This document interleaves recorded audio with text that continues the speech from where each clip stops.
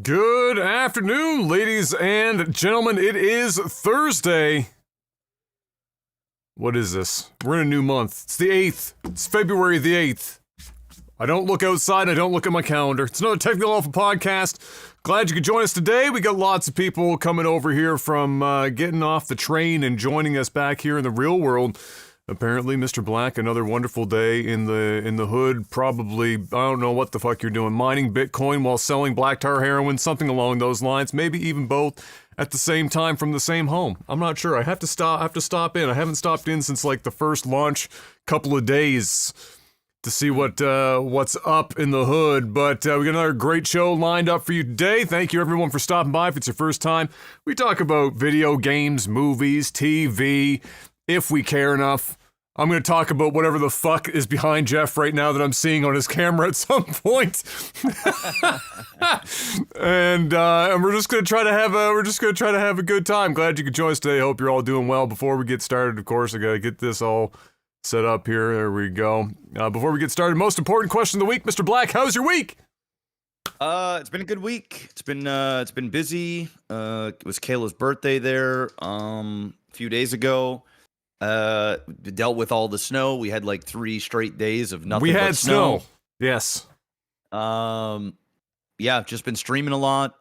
Got this behind me. It's a standy desk. All right, Take a look at this bad boy. All right, sell me on it. It's not.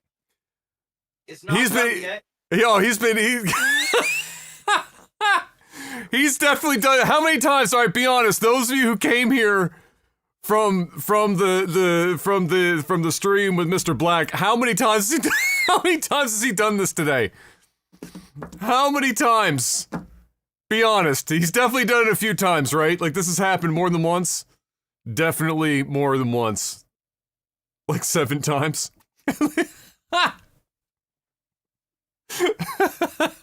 It's what you do when you first get, it's what you do when you first get your standing desk. I have one myself. I was just saying, be honest. For those who came over here from your stream, you heard it. Be honest. Yeah. How many times did you do this today? A few. I mean, dude, you can sit on it. You can sit on that desk and it'll still move up. It's that crazy. Oh, the hydraulics. I don't know, like where they're like sourcing. Like mine's like that too. I think the max weight's like 200 and something pounds or some shit. It's like what hydraulics are these people fucking sourcing for these desks? I don't know. But in your case, in fairness, that's like solid wood. So that thing weighs like fucking 200 pounds by itself. It's 300 pounds. Yeah. Yeah. And I went all out. So it's not even done yet. We got most of it done, but we got to put all the accessories. There's even a foot hammock on there as well. Oh, right. You were telling me about the foot hammock last week. That's right. Have you tested the foot hammock out yet? Or is just okay? No. I think tomorrow, but we're going to try and finish it tonight. And then, I still got to go and grab some new cords and stuff to make sure I have enough, length for when the desk is standing up. Oh, of course. Yeah. Yeah. But yeah, overall it's solid. I'm happy I got it. I can't wait to get rid of this. It'll give me a little bit more floor space too, because this desk isn't actually against the wall. No, because of the corner comes out quite a bit. Yeah, so it'll actually be able to go right in there. So that's nice. So overall, solid week. I came in the top 10. Did you see that? The top 10. I saw that. I like that. I saw that. Man, number 10. Woo! Squeaked in across the line into the top 10. Let's go. Squeaked in. I squeaked in. I think this month might even be better. So, we'll see. So overall, man, it's been good. Just been grinding away. Let's go. Doing my thing. RP's been great. Having a lot of fun, and that's been my week. Let's go. Let's fucking go. Yeah, I wasn't in the top 10. I was probably somewhere down around 1 to 10,000. But that's okay. I had a pretty solid week. I need to friggin' shave. I had forgotten I hadn't shaved in so long, and I realized like this was like 30 minutes ago. I had lunch or whatever, and I messaged Jeff. I was like, hey, you're going to be ready for round 3. We can pop off if you're ready then. And then I went in to use the washroom before the podcast started, and I caught a glimpse of myself in the mirror, and I went, ha! Jesus! That's scary. I scared myself. I haven't trimmed my beard or shaved my head in fucking so long. I didn't recognize myself. But other than looking slightly homeless, I've been playing the Talos Principle 2 this week. That I'm done with Pal World. We did everything we could do in Pal World up to this point. Now I'm just gonna sit back and watch as they continue to sell bajillions of copies. And see how it goes. They're already doing a good job with patching, and like we talked about last week, Microsoft is basically giving them a reach around right now because it's the #1 game on Game Pass, and so that's what happens when you have that many people playing. But yeah, I've been playing Talos Principle 2. It's a puzzle game of sorts. Follow up, obviously, to the first one. Big shocker there. It's been fun. It's been a really good game. Done in Unreal Engine 5. And so, graphically, really pretty. Like, not something that you're used to with a lot of the puzzle games. In that respect, actually pushes my PC. When you think puzzle game, you don't think, oh, this is going to be the game that fucking destroys my computer. Talos Principle 2 fucking destroys my computer, so I was a little shocked, but it's been a good time, and been enjoying it. And as always, as a streamer, the best thing to do is look like a complete idiot playing puzzle games in front of people, and it's not at all PTSD inducing. And I'm sure I'm never going to lose any sleep over the fact that people have been watching me fail miserably at puzzles for the last 5 to 7 days. But we're almost there. We're almost done. And other than that. I can't remember if I mentioned this last week. Holy shit, did I or did I not? Or did it happen after the podcast? I'll say it again anyway, because it's awesome. So, M passed her citizenship test. Ooh. Yeah. So, she good. did that. She did that. I can't remember. Honestly, I can't remember if it was before or after the podcast last week. But she passed her citizenship test. And so now she's gonna wait for the confirmation that they record you on your camera when you're doing it from a laptop or whatever. They actually film you, and then because they're looking to see if you're cheating. Yeah. And if they even have the slightest fucking indication that they think that you've been looking off of a phone or some shit to answer the questions, you gotta take the test again. And they give you so many tries before you gotta wait, again to take the fucking test. I always thought it was fucking stupid. Like some of the questions that are on that thing are. I mean, first of all, you and I would fail immediately. There is literally no shot that we, as natural-born Canadians, would pass this test. We would fail as Canadians. And so I always thought it was a bit fucking stupid, but she did very well. She got her citizenship test. And I always, I thought that was important because one of the things I wanted for, she always talked about, should we just get married so I'll just be a citizen when we get married or whatever. She's been here, permanent resident, working as a nurse for fucking 5 years. At this point. And I was like, yeah, I mean, obviously, yeah, that's a route we could take, but I never wanted her or anyone else looking at her to think or say, you became a citizen because you married a Canadian. I wanted her to be able to say, I came here, I worked my ass off all through COVID, in the hospital, paid my dues, did my citizenship test, I'm here on my own, and then I got married, and that happened afterwards. And so I was super proud of her, very, very impressed. She got 19 out of 20 on the test. God knows what the fuck the last one was. Probably some esoteric thing about what was our greatest war hero. I don't even know who the fuck that was supposed to be. But that was the kind of questions on this fucking test. It's like, name some random person nobody's ever heard of from fucking 150 years ago. It's just completely useless information. But so that was done. So that was exciting. And other than that, that's pretty much been it. I've been helping Dad with the renovations at their place, drywalling. I didn't miss it, but I was helping him do a little bit of that this week, and that's pretty much been it. Other than shoveling, because as you mentioned, we had some snow this week, and 3 days out of the week, it was just snow, then wake up and more snow, and then wake up and more snow. Lots of snow blowing. I saw that your snowblower didn't survive. This one, your pins fucking snapped on it. Yeah, one of them snapped. Actually, two of them snapped, and then because my neighbors actually were being helpful, after the first night of snow, because I just let it go. I'm like, dude, if it's gonna snow for 3 days, I'm not going out there, do it all and at I'm once. not doing it, and then doing it again, and then doing it again. So my neighbors, they came through with their 4-wheeler. And just plowed it enough so that if we needed to leave the house, we could. So the next day I went out there, or 2 days later, I went out there to go do it. And because they did a quick job, the snow kind of piled up, kind of like where the blades, they just kind of pushed the snow aside, which was fine. But the problem is my shear pins broke, and then only half of my blades were spinning. So there wasn't enough power to get through the packed stuff that they did with the plow. So it took so much longer. And then eventually another neighbor came through, plowed out enough so that I could get my truck out. And then I went and grabbed shear pins, came home, put them in, and, you know, finished what needed to be done. But it was a pain in the ass. This is a fucking mess, bro. It was the first day was fine because the snow was light. It weighed nothing. And so when I went out, I just shoveled it by hand. It was a lot of drifts.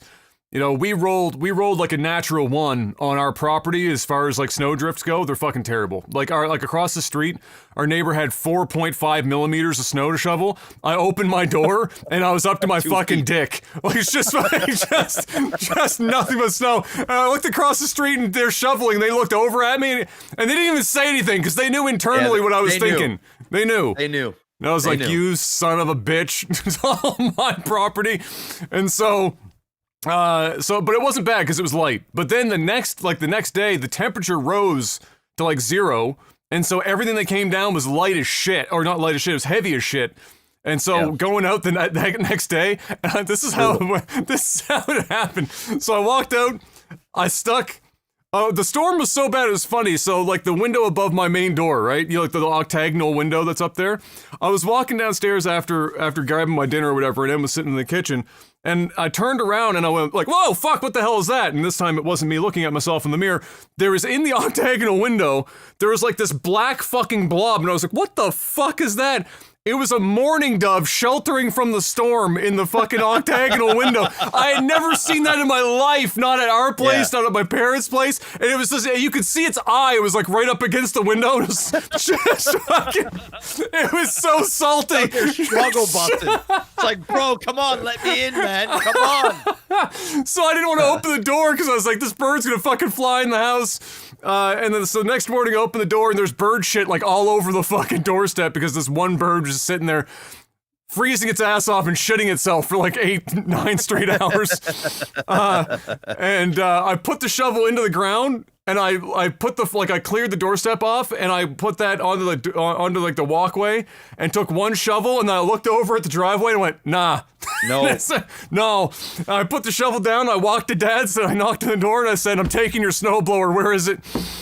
Yeah. And he took me out back and we got it out, and unfortunately that snowblower is like 20 years old. We've already had the carb replaced on it once, like 7 or 8 years ago. And that, in fairness to that snowblower, it looks almost brand new, except the carb is just fucking destroyed, even the new one. Yeah, and so, like, he said, well, you can use it, it might not survive, but we can try. And so, no joke, it might die today. It was 30 minutes of Dad, like, fucking with, like, the choke and the dial underneath the tank that determines the flow into the gas bubble, like how much is actually being drawn out of the tank before getting sent on to the engine. And it was just Dad for like a half hour, and this thing was, it sounded like dying. It was like a gunshot every 5 seconds from backfire, and it would like slow down to like almost shutting off, then he'd fuck the choke back up and he'd be like bang, bang, bang, bang. Smoke was everywhere. I smelled like gas by the end of the fucking day, but god damn it, we got through the driveway. And I thought it was being smart. Last thing before we get on for this, but this is probably the most exciting part of the whole fucking podcast anyway. But I thought it was being smart. So you know when snow gets real bad, first of all, they stopped plowing this road. Like, they just don't plow this road anymore. So it was 2 days of snow. Not a single plow came down this fucking road. And so the snow was way out into the street and like 2 feet high. And I was like, listen, I did all this work. A plow's going to eventually come through here, and I'm going to have 48 feet of snow at the bottom of my driveway. Fuck that shit. So I took the snowblower and I snowblowed out like about 2 widths of the snowblower out into the road along the front of the property so that there wouldn't be nearly as much snow, right? I'm not even fucking joking. I literally had the last shovel of snow from the back part of the house where I couldn't use a snowblower. Last part of the house out back, digging my aunt out. And I hear the chains on the fucking truck, and I went, oh, fuck, here we go. You knew it was going to be. I was like, here it comes. This is the fucking moment. And I walk out front, and I put the shovel, I stood in my driveway, and I stuck the shovel down, and I stared at this guy. And this guy, dude, he looked like he was awake for the whole 3 days. He was haggard. He had a cigarette dangling out the like he didn't even have his mouth closed. It was just like, you know, the hanging off the lip. And he looked at me, and we locked eyes, and he just fucking plowed over. I thought he was going to drive on the right-hand side of the road, which would have been opposite. But he didn't. He drove on the fucking wrong side, so he skipped over all my work and plowed all the snow into my driveway and just stared me down, and I went, you fuck you! And then I had to shovel that shit. It's cold-blooded, bro. God, it was it was cold-blooded. So yeah, that was my. That's like a dude. That's like you coming home, right? And you walk into your bedroom, and there's this fucking young black buck just railing your girl, and he's looking at you in every thrust. He's staring you budge. down. Zero fucks. Cigarette hanging. Just and you got nothing. You can't do shit. That was it. It was the it was like we were doing StarCraft. It was like somebody going into your fridge and taking the carton of milk and drinking straight from the carton and looking at you while they do it, and then put the carton right back in the fridge. It's that much disrespect. Just straight disrespect. So anyway, that was my week. And now let's talk about some gaming news. There's not a lot to talk about, which is probably for the best, but there is one piece that's particularly interesting. Be interested on your thoughts on it, and then it will be happening in the next 5 days or so, this little release that we're waiting for, and we'll see what all of it comes out. But earlier in the week, there was some rumors floating around. We had talked about a month ago now, I want to say, about rumors around, you'll remember, Sea of Thieves and oh crap, that other like rhythm music game thing that I'm not thinking the name of, that was rumored to be going to the Switch. And that was like the first thing where people were like, oh, Xbox exclusives possibly going to a not Xbox platform. And we talked a little bit about that and the implications about that, but also about how, you know, those two games make a lot of sense for something like the Nintendo Switch. And now, this week, the big rumor was Starfield going to PlayStation 5. That's a totally different animal. You know, we're talking about, you know, those other two games, they're small peanuts in comparison. You know, Microsoft didn't spend, you know, $12 billion like they did with ZeniMax to get their hands on this so that they could stop Starfield, which was originally supposed to be going to PlayStation, but then ending up on the Xbox platform for the reasons of the buyout. And nobody expected them, because, I mean, Phil came out and said, you know, Starfield's going to be Xbox and like Windows exclusive. And also things like, you know, Elder Scrolls are likely also going to be exclusive. And then they'll be picky choosy with other stuff, the non-main stuff, because they're trying to make their money back. Oh, of course. And, you know, that makes sense to a point, but, you know, when you say make your money back, if it doesn't sell well within your own environment and you're still trying to make your money back, at some point you got to go, all right, guys, look, we got to start selling this on some other platforms here. We're not making enough fucking money. And as we already know, Xbox is selling consoles kind of like I'm selling cars, which is to say I'm not, and neither are they. And so, you know, they're kind of fucked. You know, they have Game Pass, but Game Pass is usually, in general, especially for something where they've already paid for the developer, that's like at best a wash. It's not really making them buckets of money right now. They're spending money to create a market with Game Pass, as we've talked about before. And so that was an interesting rumor. And of course, as soon as that came up, obviously everyone online was starting, that's, you know, big talking about the console stuff anyway, was really fucking going at it and holy shit and what the fuck does this mean, and Microsoft's giving up and blah, blah, blah, blah, blah, blah, blah, blah, blah. And in fairness, we had already also talked in the podcast before about how we both feel like, in general, with the purchases that Microsoft have been making and the decisions that they've been making with regards to Game Pass, that they definitely, it feels like they definitely just want to be a game publisher that also has their own service, which is Game Pass. Kind of like a Steam 2.0. except still make games. Whereas Steam stopped making games, Xbox would still make games, but then they have their service to back all these games and then some. And to be able to put those games on more platforms because of it. I just don't think anyone expected for it to possibly go as fast as it's seemingly going with the rumors that we got. And this all kind of, built up to this big fervor. And then finally Phil Spencer came out and said, "Hey guys." And here was his tweet. If I can find it, I've got it over here somewhere. Here we go. So Phil comes out and he says, "We're the classic. We're listening. And we hear you. We've been planning a business update event for next week," which as of this podcast recording means anywhere from 3 to 5-ish days from now. With our luck, it will be Thursday at 3 p.m. Eastern.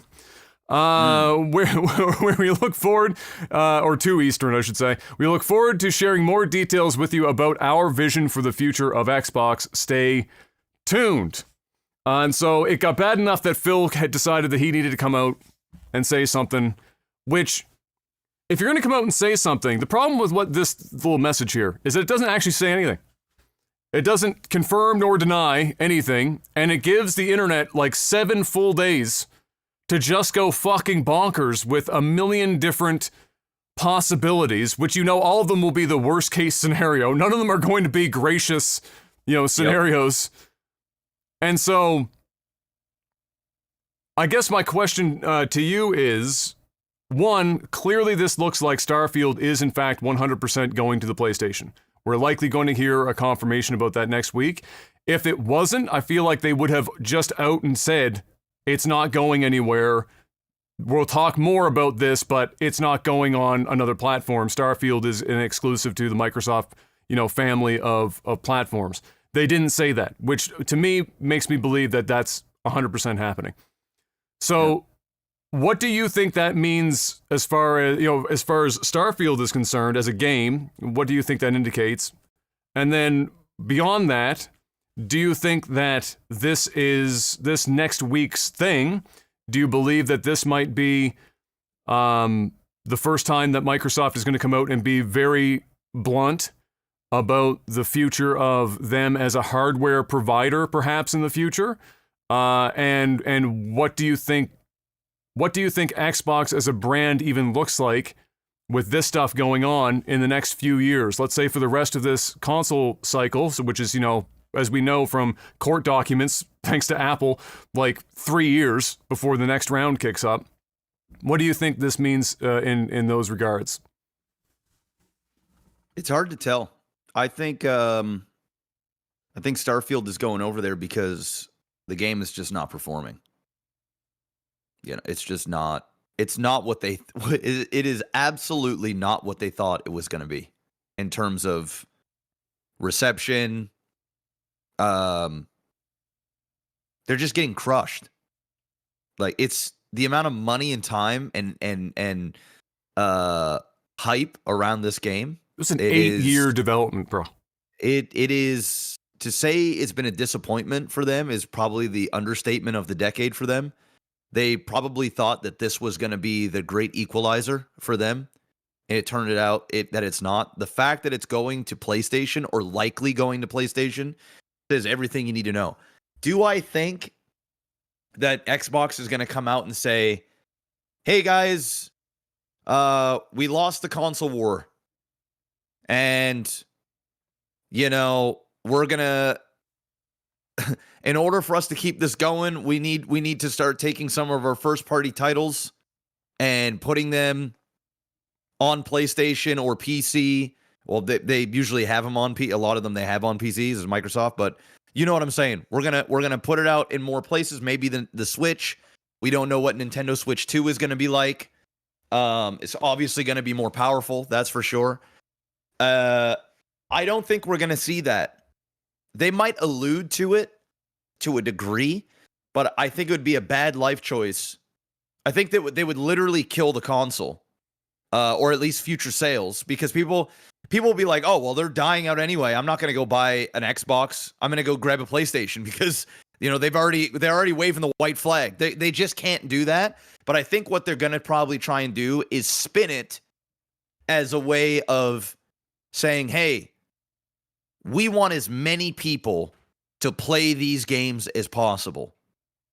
And we want to have this out so that no matter what, if you're a PlayStation user, an Xbox user, PC, Switch, that you can play as many of our titles as possible on any platform that we can. Now, not all of them. We're still going to have amazing first-party titles that are going to be exclusive for Xbox.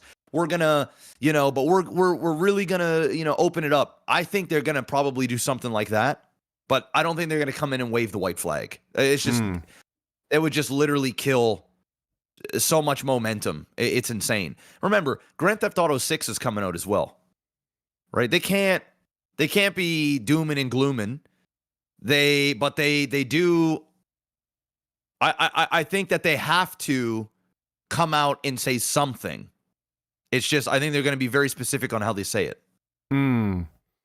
I feel like what's been most interesting, not just about this, but for Xbox in, let's say, the last 5 to 7 years, is that it feels like Xbox has been constantly in reactive defensive mode from a public relations perspective. I don't remember the last time that Xbox was coming out and doing something proactively that was like a really big benefit or boon to their public image. Every time I've heard Phil Spencer having to walk himself back out on stage, it's because this man is about to take yet another bullet. This man is beaten 50 Cent for most bullets taken in surviving. He gets out on stage, he says some shit, he eats shit live in multiple places and multiple times, and then goes away, and then 6 months later, like clockwork, some other fucking nonsense happens, and he's got to get fucking back out there, put his bulletproof vest back on, and hope that they're hitting the chest and not somewhere else. And he's and I think that there is definitely a line for Xbox here from a PR perspective, in which you can go from looking like it's good to respond to the community and come out and kind of aid people in understanding what's going on and what game plans are and things like that. But if you do it too much, then it just looks like you're a wounded animal. Yeah. And it makes Sony look more and more like the fucking bear, and you're the wounded deer. And even if you're not trying to sell consoles and your primary goal is to spend a bunch of money as Microsoft, not the Xbox division, but as Microsoft, spend a bunch of money to create a market with Game Pass so that in 10 years from now, you're the market maker and you've survived and weathered it because you're the most wealthy company on the planet right now and you can do this, you can bankroll it. Even if that's the case, I still feel like it is a dangerous tightrope to walk to just burn your branding into the fucking ground, scorch earth it, and then just rely on the fact that you're making a market to be able to carry you for profitability in the future.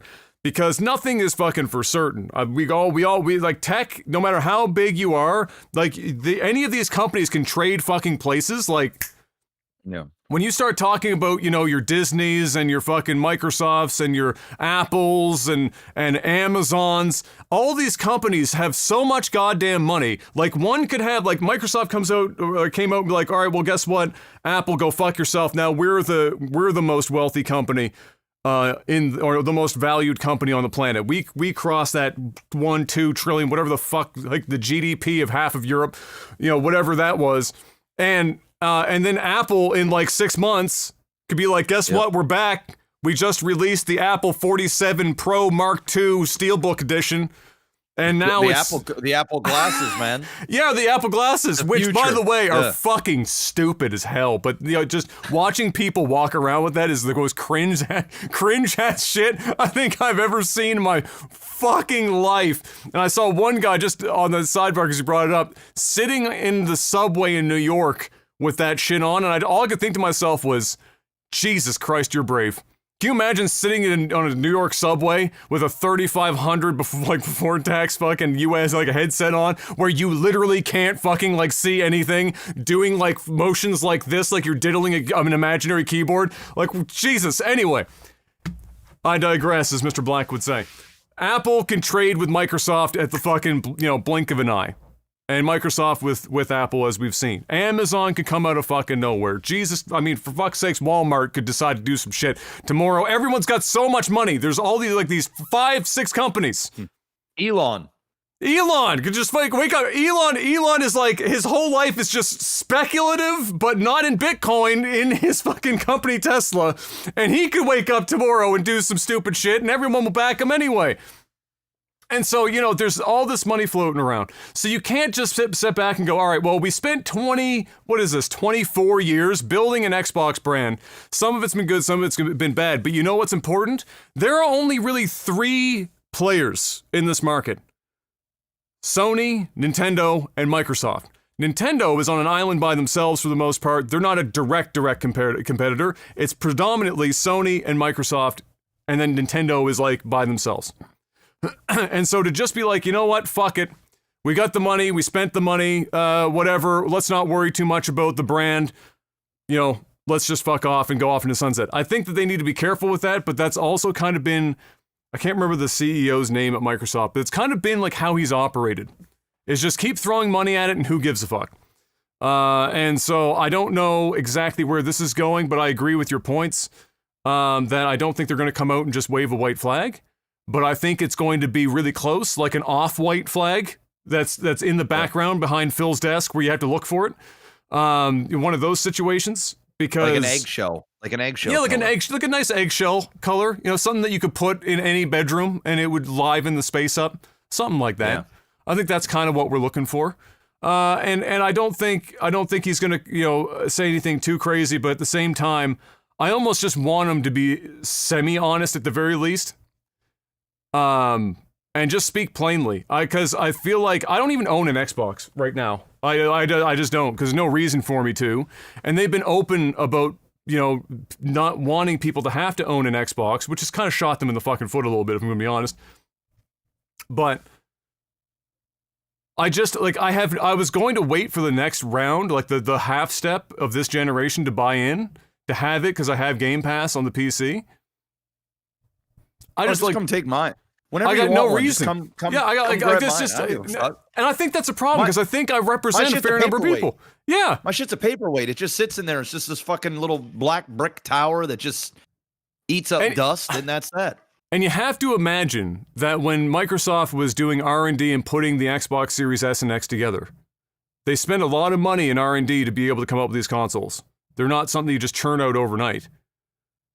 And then you have to imagine that they also had a plan roughly for Game Pass as well. What the fuck was their plan? Why would they spend all this money on this hardware for this generation if they were just going to tell everyone to not buy it, and Game Pass is going everywhere, and they're not going to have exclusives, and Phil's going to come out and say that it's really hard to make video games like 17 times? Well, I think probably what happened is they've been developing this for a long time, and cloud gaming just wasn't really a thing. Probably when they were developing this, and then probably in the last 3 years of development, they realized like, oh shit, we kind of have to have something, a subscription-based thing. We have to have something here as well, and it's probably got tacked on, and they had to pivot on the direction in which they were going or get left behind. So it's probably what happened, but I don't know. I mean, yeah, it could have been. It might like Game Pass could have been like one of the things where Phil went to Nadella and said, you know, I know you're thinking about closing this whole segment down, but hear me out on this. I think I can turn this around if you give me the money for this fucking service, this Game Pass. And we know from court documents that there seems to be a rough endpoint of 2027 where they're looking long and hard at the Game Pass numbers and at the Xbox brand in general. And so I think we do have a bit of a timeline. I think Phil's going to have a lot more gray hair here very shortly. I think that man is fucking stressing balls 24 hours a day, 7 days a week. And we'll see next week what comes out of this. But I do think that this is a turning point. I would hate, you know, I even though I don't play a lot of console games anymore, it still makes me feel weird to think of a future in which Sony is still producing hardware and it's only Sony and Nintendo. Like, that feels like we're going back to 1996. It's weird. Yeah, it's definitely weird. It's kind of fucking weird. In any case, we'll have to wait and see. We'll see what happens next week. We'll, of course, report, depending on when it happens, if it happens before the podcast, and talk a little bit about what goes down. But that's definitely some of the bigger news of the week. Next up, Disney. Speaking of companies with lots of money, Disney has invented, or I mean, they probably have in order to spend this, but they've invested $1.5 billion into Epic Games in a new partnership that will see Disney break into the modern games market in a way they haven't before. Epic will be tasked, apparently, with bringing the brand into what I would call a metaverse, if you read the description of what they're hoping for them to do. Likely having seen Fortnite be so successful at folding in other mediums and creating a huge universe themselves. I mean, like, Fortnite, for all intents and purposes, is in a way a metaverse at this point. You know, you like it's not Second Life, but it's basically a form of metaverse in the same way that like GTA Online is another form of metaverse. I mean, I think Epic does a really good job at collaborating brands. It's basically just been a like a pop culture I don't even know how to describe it. Like they've figured out a lane and they've taken some of the I'm surprised there hasn't been a Taylor Swift concert in Fortnite yet. You know what I mean? Like, yeah. It probably like I could see it happening at some point for sure. It's just like they'll collaborate with any brand that's willing to throw an obscene amount of money at them, and they do a pretty fucking good job at it. I hand it to them. Oh, 100%. Who else is? I mean, it's GTA with their online is basically a metaverse. I mean, all I see on my timeline when GTA stuff comes up is like advertisements for we've put a new vehicle in and we've put a new garage that you can buy because it's a new house in the fucking hills and it's got a seven story tall garage where you can show off all these other cars and shit. And so people are like they're buying digital property, they're buying digital cars. GTA Online, even outside of RP is kind of that life, right? And so with Fortnite, they're doing it in their own way. And while I think Facebook, with their metaverse, jumped the gun a little bit, jumped the shark a little bit at the same time, I took it too literally. That shit looks like when the Wii first came out, and you had those little Wii things. Yeah, that's what that shit looks like. It is whack. It looks like unwashed ass, is what it looks like. It's fucking terrible. But yeah, so yeah, like you said, I'm also very impressed, and this is kind of weird though. Like Disney, like somebody was saying in chat, Disney more or less killed off their entire gaming division, and now they're spending $1.5 billion to buy back in and go in this direction. So it is. I mean, we've talked about it before. Disney's been making some really interesting, and I say interesting almost in quotation marks, moves here in the last few years in multiple of their divisions. And they've got lots of money, but as you've mentioned before, they're not killing it like they used to. They're not just floating all this extra money like they used to, and they're as close to being on hard times as Disney could be for the size of them. Times. Yeah. Right. Oh, yeah. And so this is between this and there's more to this little story here. Aside from that, this was a part of a multi-part, what I'm calling Big Dick Swing Day for Disney, probably trying to impress some shareholders, as they announced Moana 2 coming this fall, as well as there's Taylor Swift. Concert movie is also coming to Disney Plus, and they're teaming up with 2 other companies to create a new sports network. And so this was all kind of like in a one day, here's Disney, we're not dying, we promise. Here's all the cool shit we're working on, and look at how much money we have. We spent it over here with Epic, and so all of that kind of happened at the same time. So this is I think just part of a big push internally at Disney to see what they can do to right the ship, keep it afloat, and not regress too far, because they spent all this time basically winning, like a decade of just nothing but money rolling in. And I obviously would imagine they don't want to have to revert and go in the other direction. So this is just, I think their big push for that. But a sports network is interesting. Aren't they already like partnered with ESPN? Like you get ESPN Plus with Disney Plus, don't you, in the States? Yeah, but a lot of that is switching. Oh, is it really? Like they're all a bunch of that stuff is moving. Is there like a contract that ended or something? I don't know exactly what it is, but there's massive shakeups over the next several years on these different networks. Yeah, So, yeah. There's a lot of maybe deals, that's part especially of in it. sports too. Yeah, there's a lot of Yep. deals going on that are changing up, new TV rights and whatnot. So definitely going to be an interesting landscape also to watch is just cable TV and streaming services like we talked last week about Netflix and live material. Next up, I'll just ask you this. I know you've been playing a lot of RP, like you've been RP'd out of your mind. I don't know if you've been just watching some stuff on the side for this. I haven't had a chance. I meant to watch some today. I didn't get a chance to do it, but Stormgate is in open beta right now.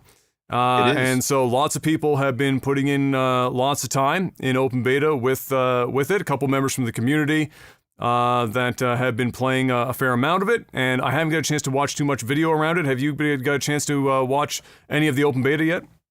I watched about maybe 20 minutes. That's about it. And I just haven't had a life, so I haven't had time to fucking wipe my own ass properly.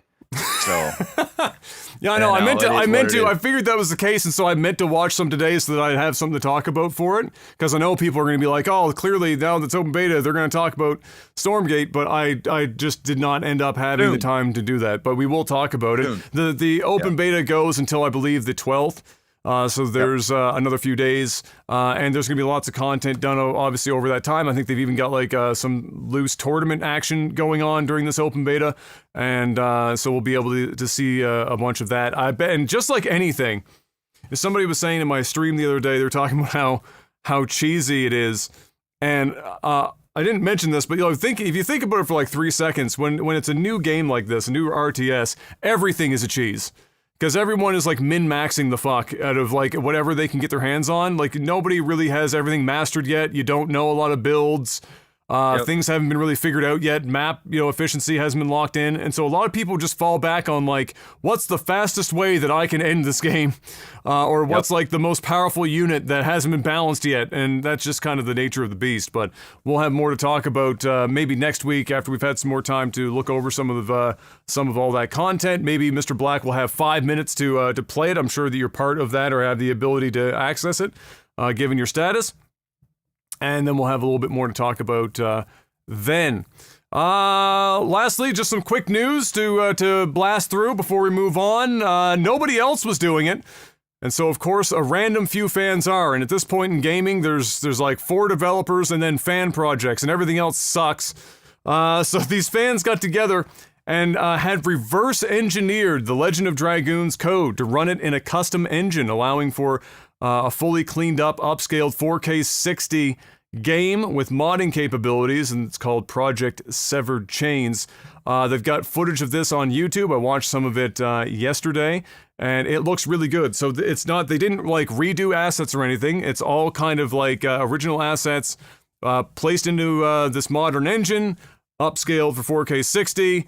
It requires the original game, much like you were if you were emulating it, but it's not actually emulating it. It's just using the source from the game, running it through in real time, and making it work that way. Similar to how there's Morrowind, like Open Morrowind, which is done, I think, in Unity, where you still need the original game, and then it runs through Unity as an engine, and it allows them to basically, after having reverse engineered it, they can clean up the code so it runs smoother. It's just nicer to play in general, and it looks really good. And it is one of those games that I've always been sitting back waiting for, like, are we ever going to get a sequel? Are we ever going to get a remaster with all these games coming out and having this done? Lots of people have been calling for it forever and a fucking day.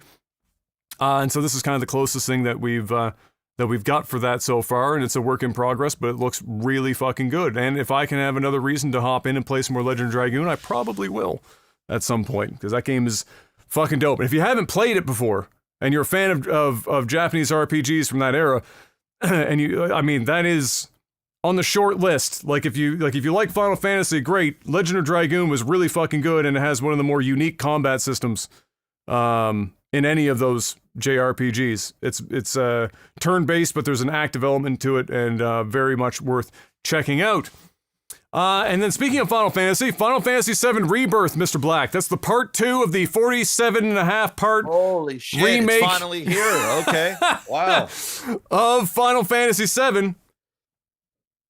They had a extended gameplay video thing this week to show off, to show the game off, and then released a demo for it as well. It's coming up here in the next few weeks. I mean, it's really hard for me to look at this. I want the game. I want at least one of these games for this remake to catch, to make me fucking happy. Because the first one and then the expansion were fucking garbage. The art team crushed it, bringing all those characters into the modern era. They all looked amazing. They sounded good. They looked amazing. The music was fire.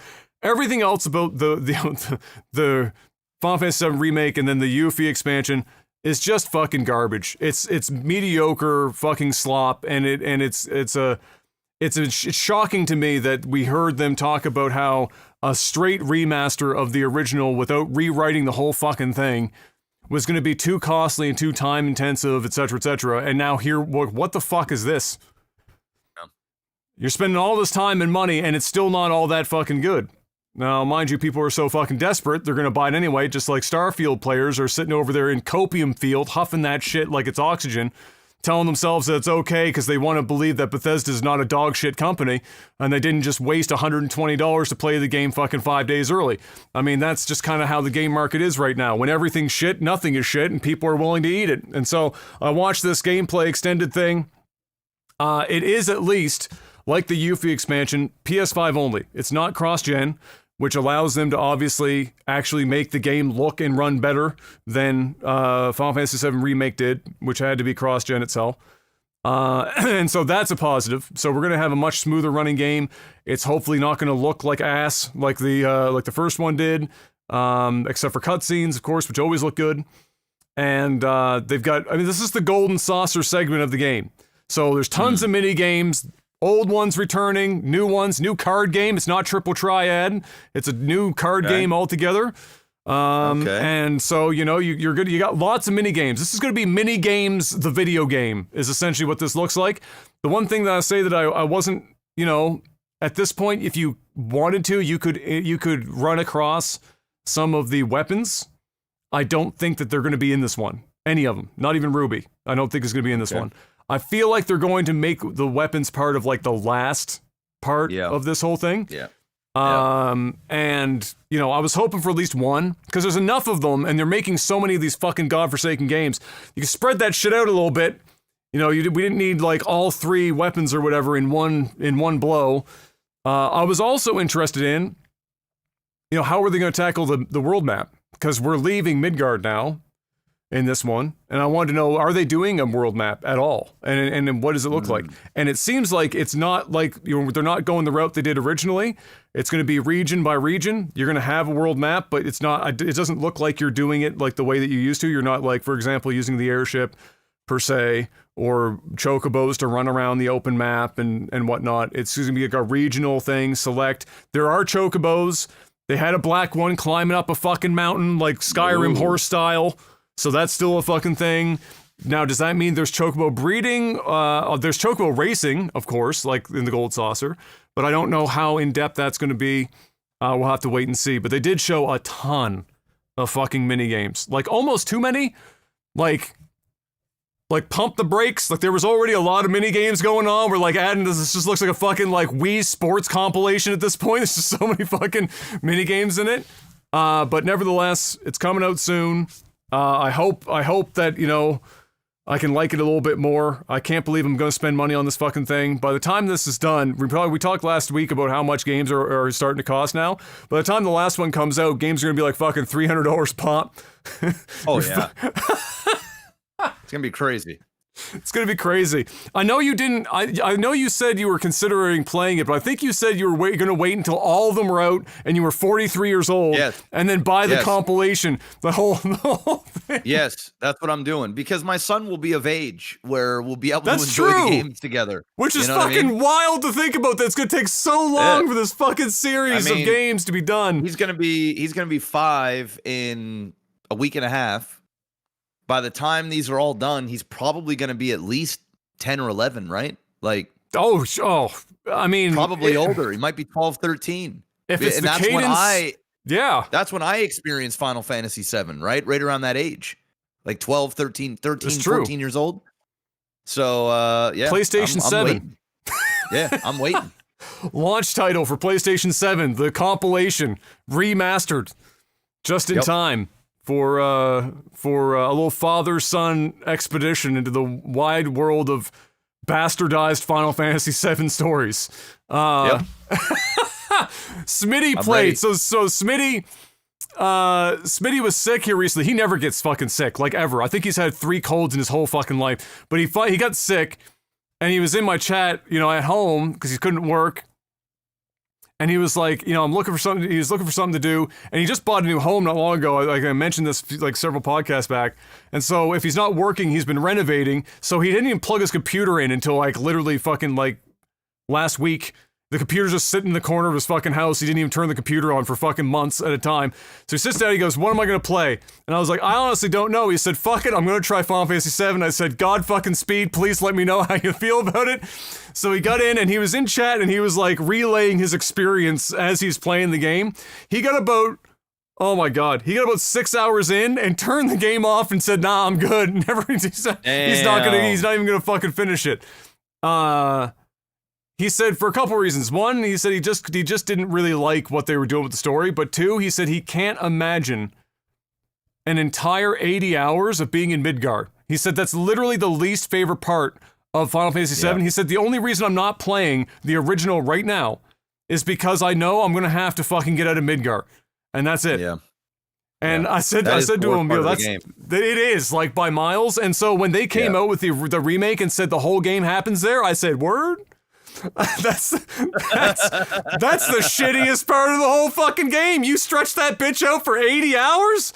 Fuck. Damn. Okay, all right. Sure, why not? So, yeah, he gave up. So, anyway, I'll see how it goes. I'll probably be dumb enough to fucking buy it when the time comes, and then we'll see how it is. Will. That's guaranteed you're going to play. It's more because I know that my community wants to see me like suffer. Like, so it'll be for their entertainment. Like, if I was just on my own and I was like, hey, do I want to play Persona 3 Reloaded, or do I want to play Final Fantasy 7 Rebirth? It ain't gonna be fucking Rebirth if I had my, if I was playing for myself. But nevertheless, we'll give it a go. And speaking of that, the last bit of quick news this week is Atlas has another hit on their hands with that game, Persona 3 Reloaded. It's the remake of Persona 3. It's the last of the modern Personas, so there's 3, 4, and 5 that have now been all released multi-platform, and it's been the fastest selling game in the history of the company. They're selling buckets of them. Yeah, so they're doing very well with it, and the power of multi-platform. And now there is rumor that they're going to do Persona 2 in a similar fashion as they've done with 3, and then after that Persona 4 as well. And I think they're just going to keep selling. I'm not sure about 2.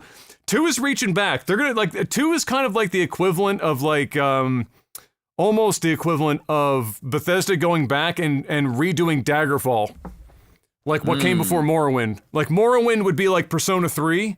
And then Daggerfall would be like Persona 2. And, that's a lot. Like going back to Daggerfall for most people, even if you modernized it, would be fucking heavy. And so I'm interested to see if they do go that route, how that turns out. But Persona 4 will sell like fucking hotcakes if they actually redo it and make it look like 5. It will be pretty insane. But again, just like with, Kai being a teenager, he'll also be a teenager by the time that comes around. And so we'll just wait it out for that one. And that's it, which means it's time for Mr. Black to give us a little bit of a sellout. Tell the fine folks at home that they can support the podcast and support our one and only sponsor.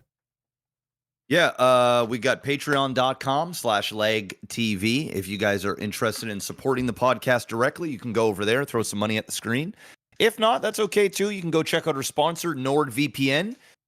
Link will be in the description of the YouTube video. If you're watching this on RSS feeds or stream, you can go to www.nordvpn.com/OTT. Promo code should already be put right in there, so you don't even need to do it. In case you don't see it, it is OTT.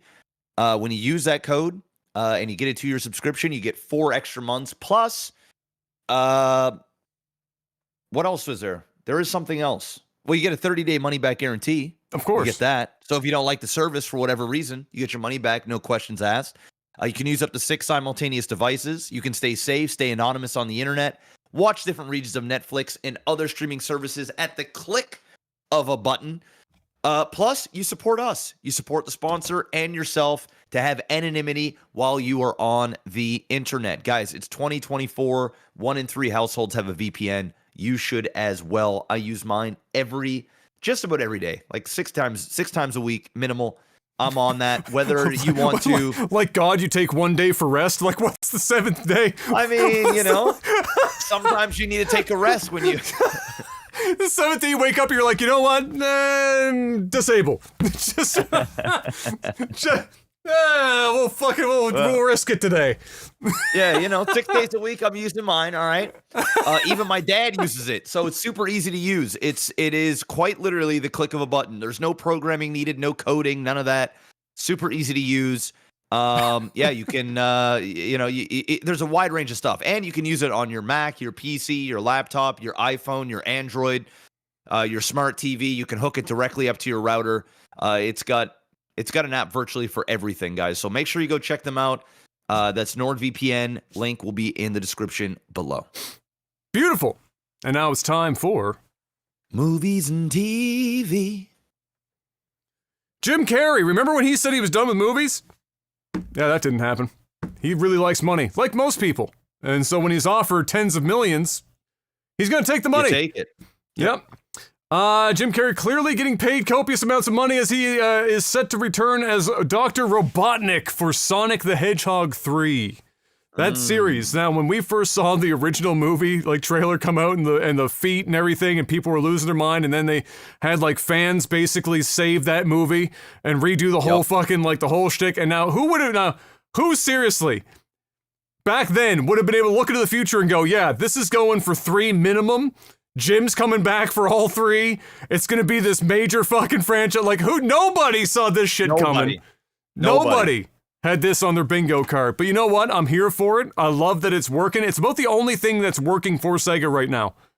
Because it ain't games, for the most part, except for maybe like Yakuza, maybe. That's about it. Everything else, it's just hits up. And so, I wonder how much money they're paying him. It's got to be a lot, right? Because Jim Carrey don't give a fuck. So he's probably like, yo, I'll do it. But like, you're going to pay me like $20 million to do it. I mean, he would have, whatever it was enough to get him to stop talking in the third person just long enough to do a fucking movie. So, whatever it was, Jim Carrey doesn't exist. I am but a vessel that paints pictures of politicians in compromised positions. And now I've got long hair. I don't know. That's Jim Carrey. I don't know why he sounds like that. Like a coked out fucking, I don't know, but he could very well be, for all I know. And then other than that, sadly, on a more sad note, we lost Carl Weathers this week at 76 years of age. That one stung. People were hoping to see him in some more Star Wars stuff because he was like set to do some more of that.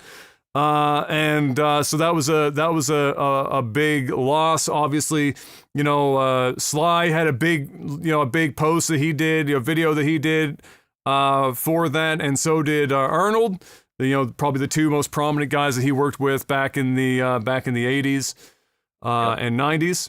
and yeah, I mean, he was in that action hero age.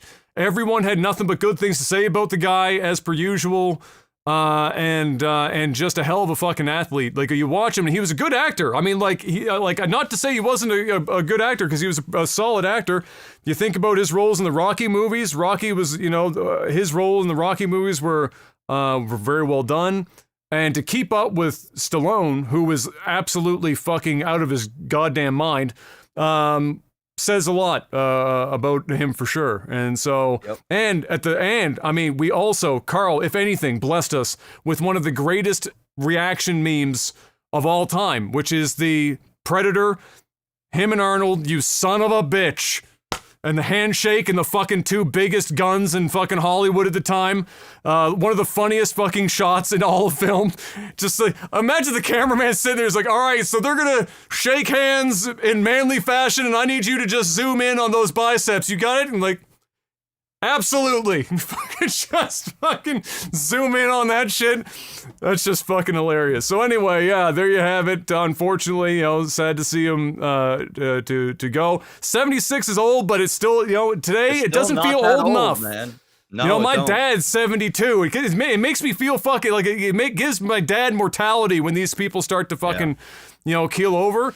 And, the only thing saving it is that, I'm blessed. Dad's as healthy as a fucking ox. He's out there shoveling the driveway and doing renovations on the house all by himself. And he's out there moving. We were both shoveling the end of the driveway and the snowplow came through together.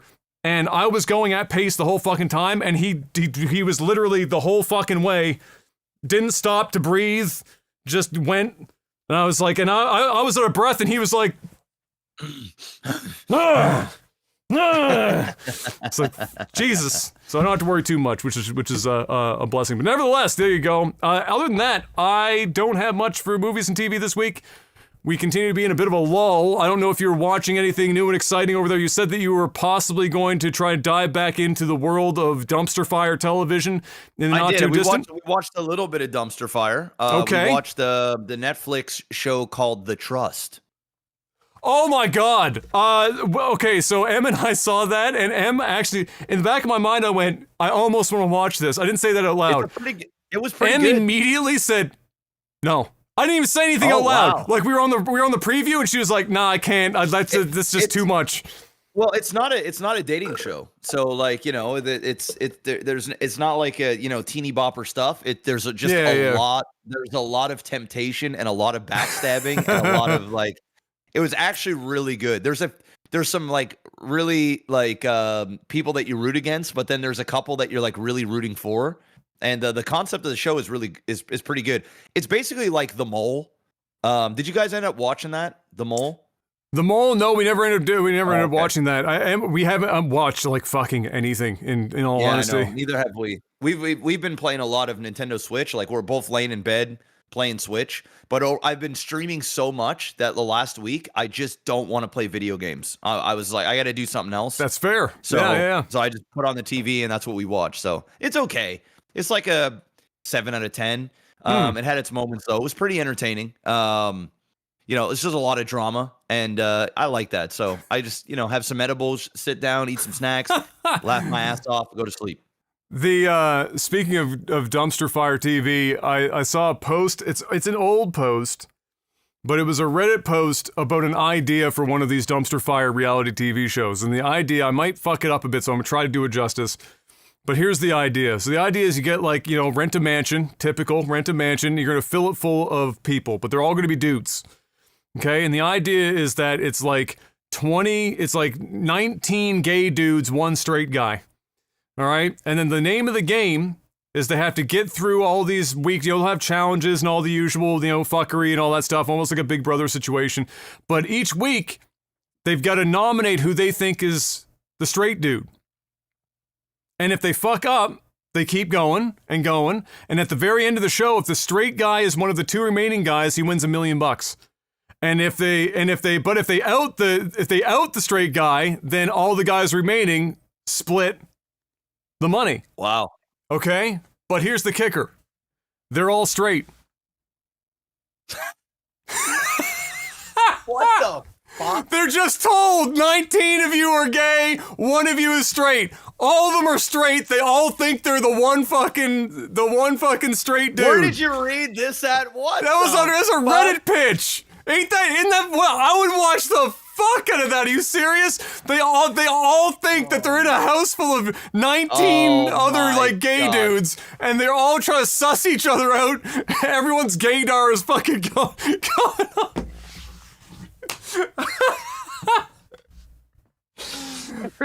Everybody would be thinking I'm the straight guy. Yes, I cannot let. I'm that guy, and they're saying no, dude. I like pussy. I love pussy.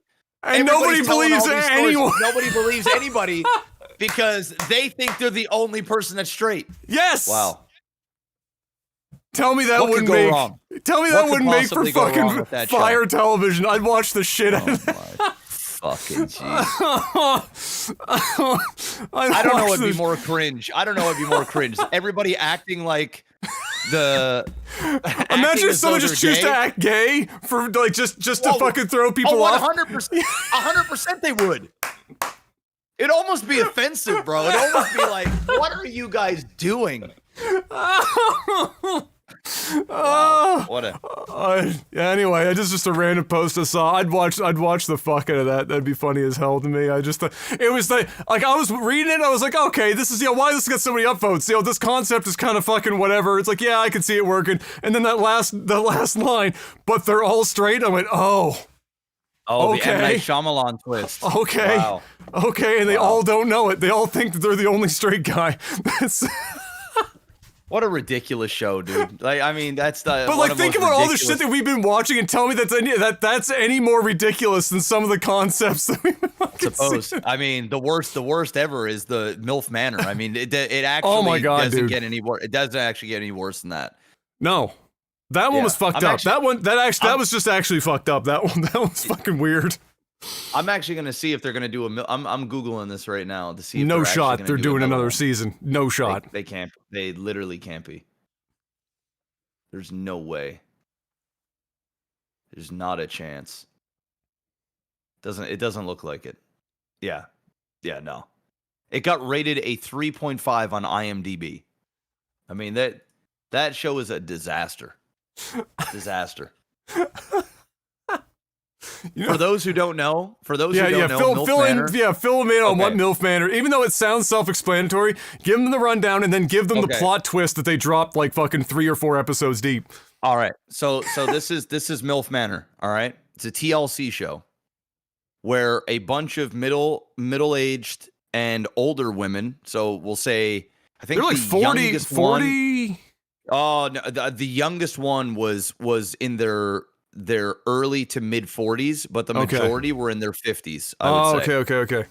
Right. So let's just say middle-aged women, right? Kind of, some of them probably hit menopause, if not already there. Well, right? 50. They've been done that menopause. Yeah. They've been done there, done that. Been there, done that. They all go to an island to a mansion. Most of them are divorced.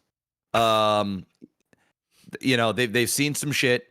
And they're looking for somebody younger. They're cougars. They're thirsty. They want to feel. Most of them are made too, right? Again. Like they're financially independent. Like kind of. Some of them are. Some of them are. Okay. Some of them got like divorced and like took hubby's money, or some of them are successful women.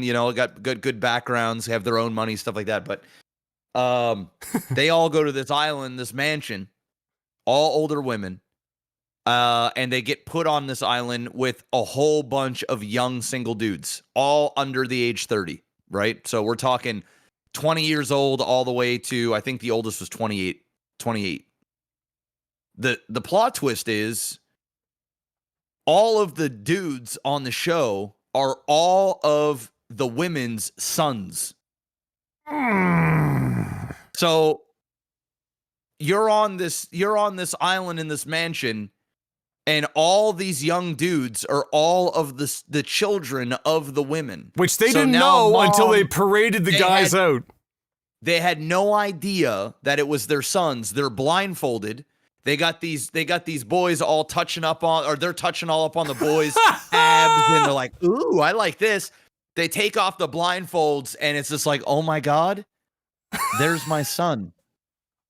And now all the boys are mad at the other boys because they're trying to fuck their moms, and then the moms are being protective of their sons because they feel like the women are taking advantage of their sons, but they all wanted to go there to get packed by young bucks, but it turns out the bucks are actually little calves that are the offspring of the women. It's fucked. The show's fucked. The show is fucked, and it's a bunch of weirdo fucks too. Like some weird shit goes on. Some weird shit. Now imagine, if you will, reverse the genders. No. Can you imagine all old dudes with all these young which in society is the more common of the two scenarios. Yes. Yeah, but making a TV show on that and having these like older men gawking at these like 20-year-old women. It would never get fucking and greenlit. It's their daughters. No, it's their daughters. Oh Bro, people would die. Can you imagine being a dad and seeing another grown man, 50, 55 years old, saying, man, there'd be murders. Go. There'd be fucking murders. It'd be over. I mean, it would be over, dude. I mean, as soon as they took the blindfold off, they'd be like, nope, you're going home. Yeah, no. Go now. No. It'd be bad. Be very bad. Oh my god. But anyway, other than that, I guess that's about it. There wasn't really much else that I spotted. We're waiting. Dune. Did you buy your Dune 2 tickets ahead of time, or are you just gonna go whenever? No, I'm just gonna go. I'll get them. Yeah. I'll just do whenever. It's coming out. What, next month? Next month? I think so. It's in the next few weeks. I don't know if it's early next month or what. It's coming up. I can't remember when it is exactly, to be honest with you. June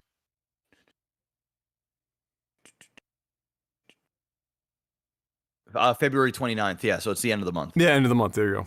Yeah. There you go.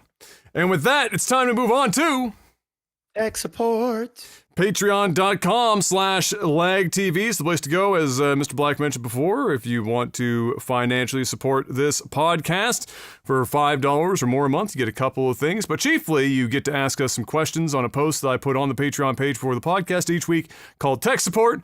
You ask us the questions, we give you the answers in the time that we have. Now, if the Patreon app could stop being so shite, it would make my life so much easier. Let me just reload the whole... Patreon, if you're listening to this, I want two things. One, go fuck yourself. Two, stop reinventing your app and the website every 2 weeks and somehow making it worse. Like, if you're gonna change, at least fucking improve it, but Jesus... I had to just restart the whole app to refresh the comment section because there's no other way to refresh for new content on the app. Like, what are you doing? Stop. Please. Anyway, moving on.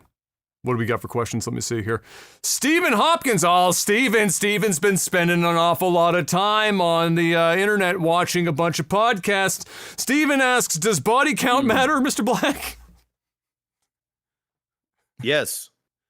Yeah, yes. It does. Anyone who says no is patently fucking lying to you for some weird fucking reason. Yes, of course it matters. And there's several, it might be, the answer as to why it matters is going to be different for everyone. But I mean, obviously it'll be shared reasons, but nobody is ever going to sit there and go, nah, I don't care how many bodies they've been through. I mean, there are some people that feel that way, but usually they're, how do I say this? They're people. They're people. Yes, body count 100% fucking matters. I mean, do you if you were to meet somebody, right? Hypothetically, Adam, say, you're locked up, you're getting married soon. Yeah. I've been married for it'll be a decade in September or October. But say you were single. Mm-hmm. And you're on one of these apps, or you meet somebody at the grocery store. Let's go with the grocery store. You're in line. You're talking to this girl. She drops something on the ground. You go to pick it up, saying, "Oh, hey, here you go." You guys lock eyes. Person in front of you has got like 2 full shopping carts, so you know you're gonna be there for a minute. And then all of a sudden, she goes, "Man, a lot of snow out there, huh? Crazy." You're like, yeah, it's a lot of snow out there. We are in Nova Scotia. We're immediately talking about the weather. Yes. Talking about the weather. Small talk. And then, you just can't help yourself. You just feel compelled.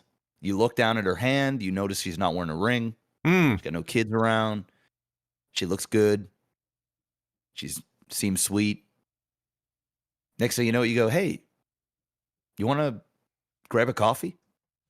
"Oh, okay. Yeah, we'll grab a coffee." You go grab a coffee at Tim Hortons, another Canadian thing to do. Of course. You're sitting down, and you just started talking.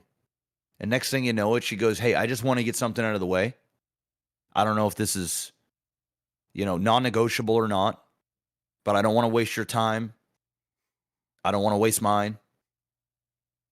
I've had well over 50 partners. I'm ready to slow down. I've went through that. I've been tested. I'm good. I don't have any, you don't have to worry about that, but I just want to be upfront and honest with you. I have a bit of a history. I have a bit of a past. How do you feel about that? What would your answer be? Would it be like, hey, this is the last coffee we're having together? Or is it, no, you know what? It's okay. It's all right. What would you say? And you don't know anything about this person. You don't 50? Know you're over 50. Yeah, 50.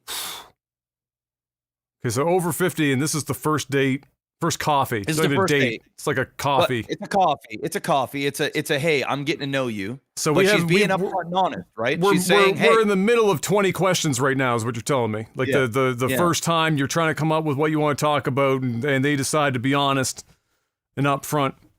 Well, I'm gonna say this is what I'd probably say. In all honesty, I'd say I appreciate the honesty. But it's gonna be a no for me, dog. There you go. I'd do the same thing. I appreciate the honesty. I think it's admirable to do that shit, because I'm sure they know that for some people, north of 50 is, we're getting up there.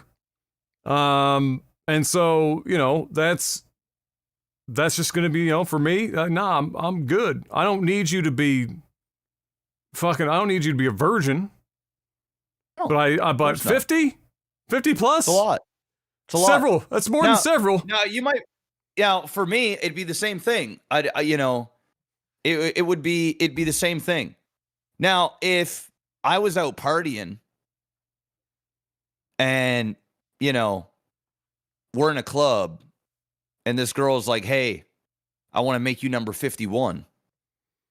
Well, first of all, I'm just going to keep it a buck. After 51, odds are I'm a hot dog down a hallway.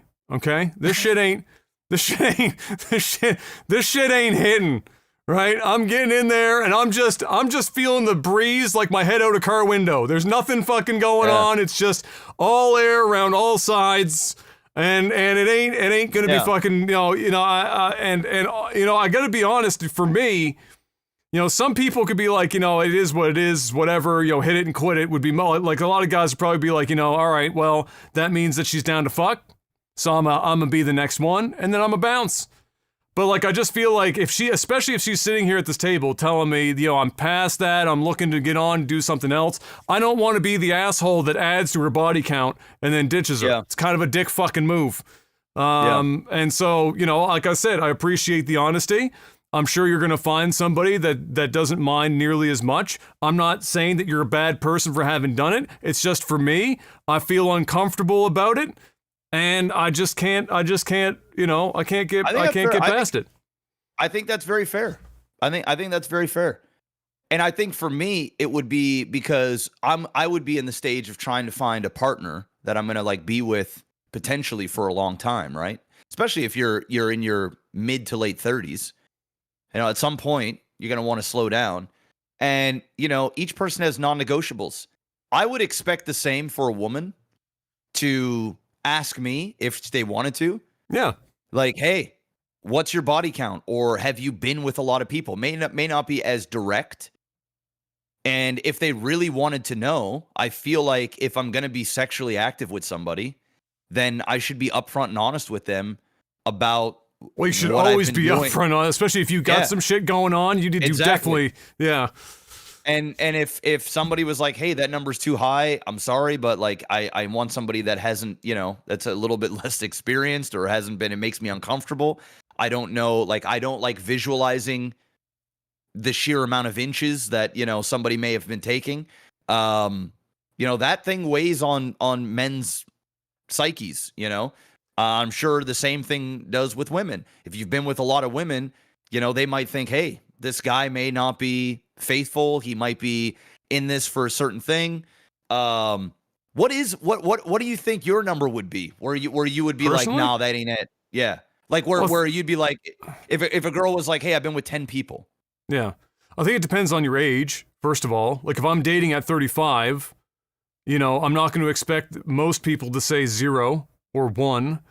You know, it's gonna likely be more than that at 35. If I'm going back to my actual dating age of like 22 through 25, like my peak years of dating age, and they came to me and said 51, I said, what's the website?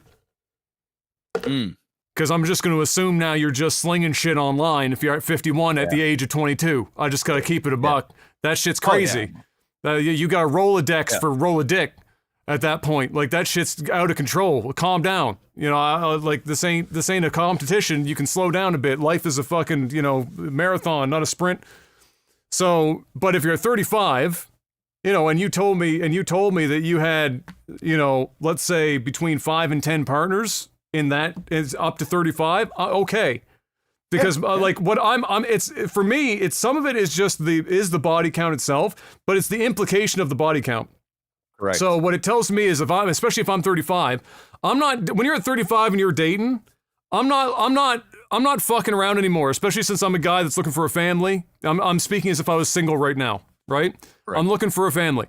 So I'm looking for a serious relationship, and I'm not looking to fuck around. We go out on a date. It's not like dating at 19 where you're being cutesy and fucking like you're putting on a mask. No, this shit is like fucking what's his face? Interview. It's an fucking interview, man. It's like, mask hey, off, Molly compatible? Percocet.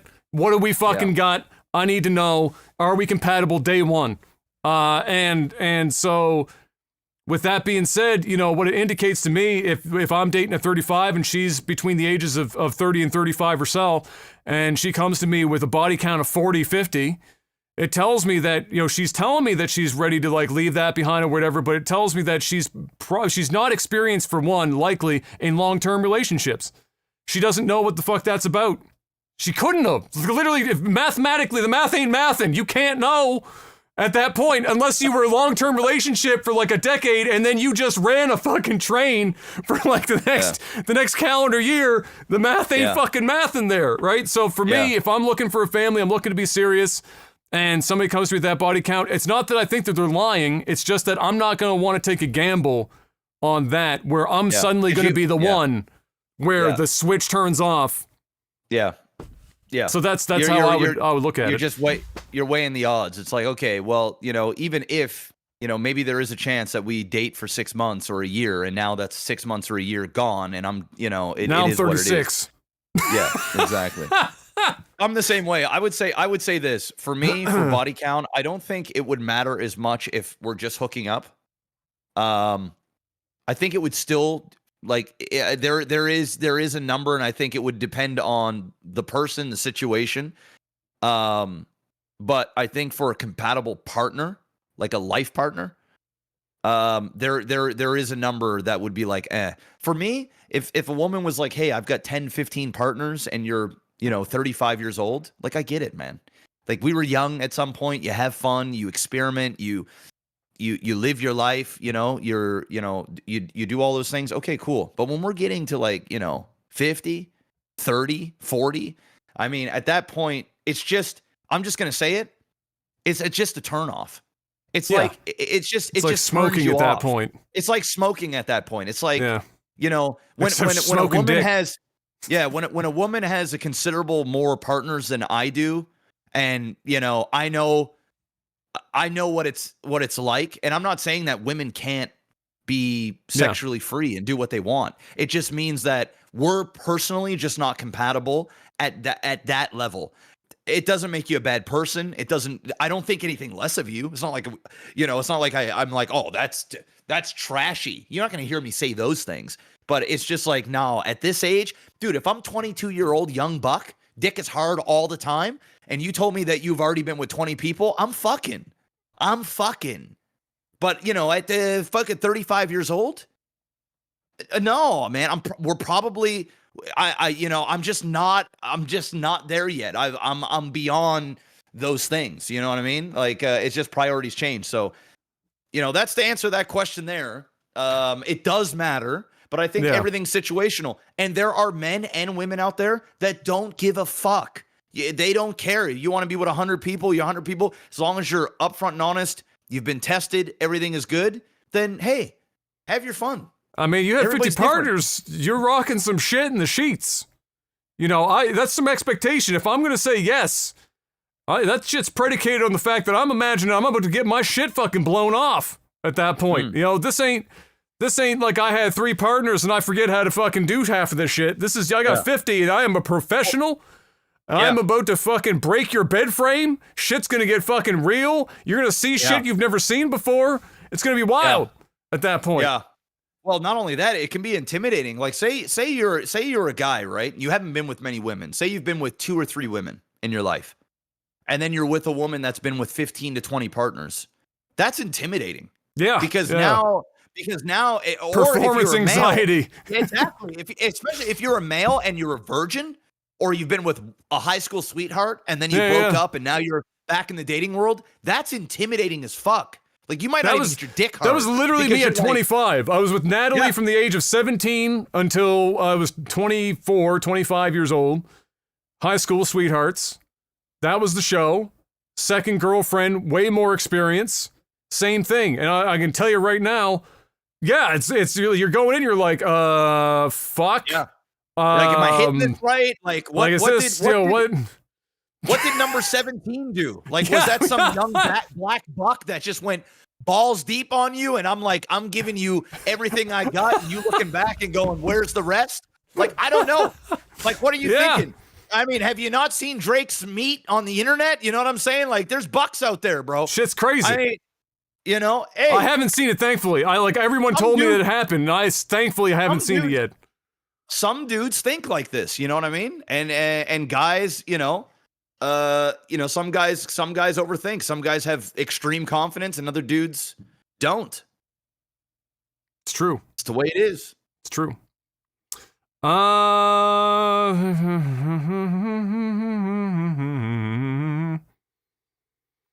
Zonix, Jeff, what martial art would you like to get Kai into? And Adam, would you put your future kid into martial arts?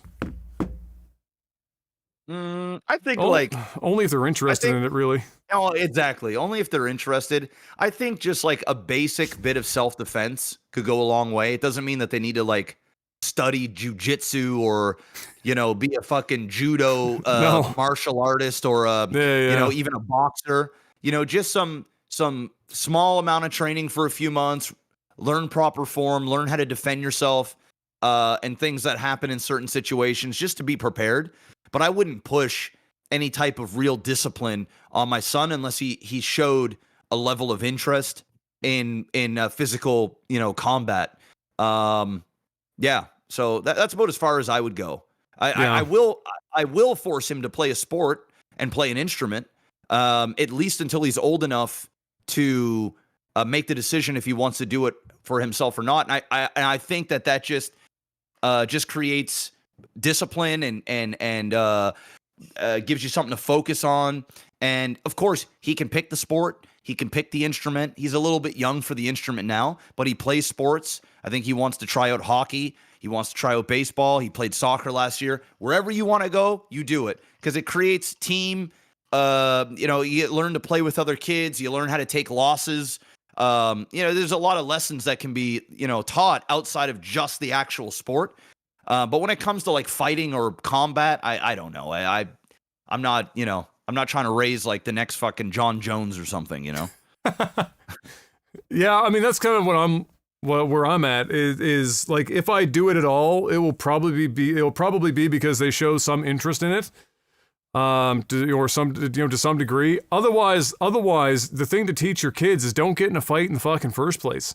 And like some people would be like, well, you can't always account for everything, and there's going to be a day where maybe you have to actually be in a fight or somebody comes after you and whatnot. And the thing to say about that is that even if you know how to fight and that event does come up like at some point in your schooling, the thing is still to just fucking run the fuck away. Yeah.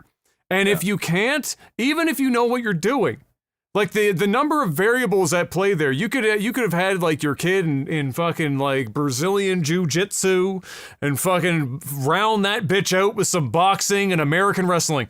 And that kid is going to end up being picked on. If this is school age, Usually it's somebody who is bigger and older, because very rarely is somebody bullying the fuck out of you physically who is the same size or smaller than you are. It's not very fucking common. And if they are smaller, it's probably because they've got 4 other people around them and they're all gonna jump at the same time. And it doesn't matter how fucking Gracie Jiu-Jitsu'd out of your mind you are, you're probably gonna fucking, if you can't get away from running, You're getting your shit kicked in. outside of knowing how to protect yourself, and if you get to the ground, fetal position, and just fucking, you know, get out of there. Don't try to be, you ain't fucking Rambo. Calm down. Yeah. Get out of that, like, if you manage to somehow get yourself in that position, which typically means you've done something stupid to fucking begin with, like 9 times out of 10. Rarely is your kid getting in a fight because they didn't do something that they probably shouldn't have fucking done.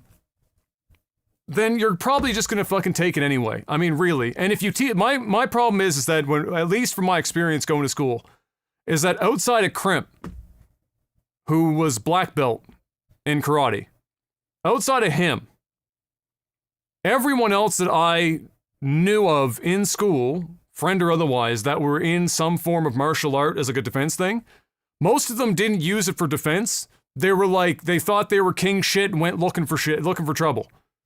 Like, you're like, sometimes, like, a lot of times it has the opposite effect. Like, if your kid isn't disciplined and then you give them something like that, you're causing, you know, you're looking, you know, you give them more confidence than maybe they should fucking have.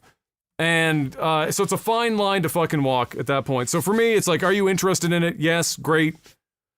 Fucking away you go. You know, I'll back you on it. But generally speaking, it's just general shit. Teach your fucking kid how to first of all ingrain it in their brain to run as a first every time. Run. Yeah. Step 1. Step 2, if you can't run, don't be the second to punch. Be the first to punch. Don't worry about unwritten rules. It's a street fight. It's a street fight, man. This ain't no gentleman's fucking boxing. No. You punch first. Teach them how to punch. Most fights start and end on their feet. That's why, like, when people talk about, you know, oh, I've watched UFC, I'm gonna fucking take jiu-jitsu, and then if it's a street fight, I'm gonna go to the ground. The last place on earth that you want to be, other than North fucking Korea, is on the ground in a street fight. Those are the 2 worst places you could be. North Korea prison camp and on the ground in a street fight. And so putting your kid in a martial art where the first inclination is lay on your back and say, come to me so I can triangle your shit, is a terrible idea. Most fights literally start and stop on your feet. Somebody knows how to punch, the other person doesn't. Maybe they're 2 people that both don't know how to punch, but one person lands anyway, and that's the whole fucking fight. How many times in high school or other fights you see, it's 2 kids, they both have the most fucked up weird stances you've ever seen in your life. Everyone throws haymakers, and one person magically lands, and it's a clap, and the fight's basically fucking over. And that's... You can't, like, just run, know how to throw a punch, be the first to punch if you absolutely fucking have to, and if you do land one and stun them, run again! Don't don't be in the fight. Get the fuck out. And if you get in a real bad position, literally everything to the fucking nuts. Like Bass Rutten, that meme video online. Bang, bang, bang. Kick him in the fucking balls. Punch him in the balls. Grab their shit. You're a dude. You know, I'm assuming this is for a guy. But grab their shit. Don't worry about being gay. Literally fucking squeeze their testicles. Watch how fast they get the fuck out of there. They'll be like, oh, fuck, the fuck. They'll get the fuck out. This is a street fight. Be serious. Also, if you're inside, grab a chair, create distance, and then get the fuck away. Run. Again, you notice the theme here. It doesn't involve 10 grand a year in fucking karate lessons. It's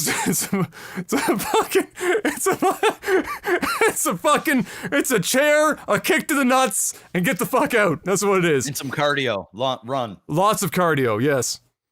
In all seriousness, if I only had to choose one, it's boxing. For the very reason that almost all fights in street fights start and end on your feet. Yeah. And so if you know how to move on your feet, and use your hands and block punches, you're gonna win 99% of the time. Especially if there's multiple people, because you know how to work angles and you can get into a position where you can run.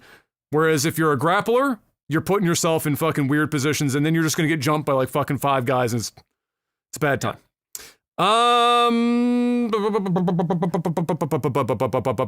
Dr. Samurai, is there a world where Stormgate kills the Technical Alpha podcast? No, why in the fuck would it do that? No. Did StarCraft kill it? No. What the fuck is this? I don't even know if I want to. I feel like if I say these 3 names out loud, it's like looking at a mirror at midnight saying Bloody Mary 3 times in a fucking mirror. It's like I'm going to conjure some sort of fucking demon just by saying these 3 names. Jubinator asks, fuck, marry, kill. All right, are we ready for this? Andrew Tate, Jordan Peterson, Ben Shapiro. I just conjured a demon somewhere. Some crazy shit is happening right now. The 7th plane of hell just fucking opened up. Beelzebub has set foot on Earth. Damn, bro. I mean, fuck. I mean, I think I'm fucking Andrew Tate.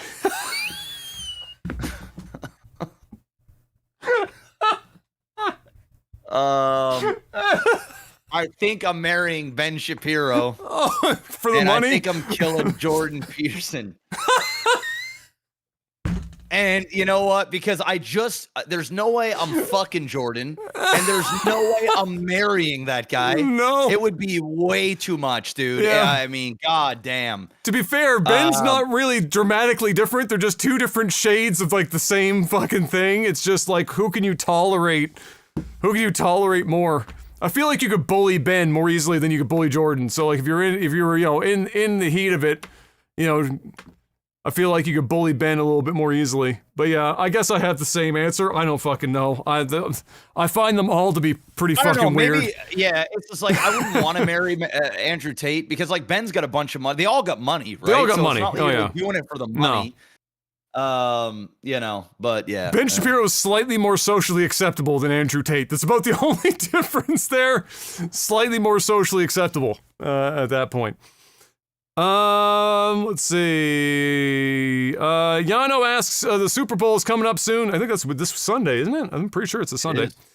Any predictions for us and any plans for a watch party? I'm gonna do like a watch party, but just with a few guys on Discord probably. I'm not gonna fucking like try to do some crazy you can't see the game, but I'm live streaming it type of situation. That'd be fucking weird. Predictions? I think Taylor Swift wins. Yeah, I think the Chiefs are going to win. I think there's too much hype, too much energy, and it just seems like a world in which that would be a real story. You know, there's no story in this fucking Super Bowl. That's what sucks about this Super Bowl. What is the story? The story is Taylor Swift. It's Taylor Swift and Travis Kelce. Yeah, that's it. I mean, he goes and wins the Super Bowl right now. There's going to be a documentary on his life. I mean, there's going to be a movie on his life. You know, probably meets the biggest pop star in the world. Like you can kind of see this rom-com. You know what I'm saying? You can see this. Dwayne the Rock Johnson is Travis Kelce.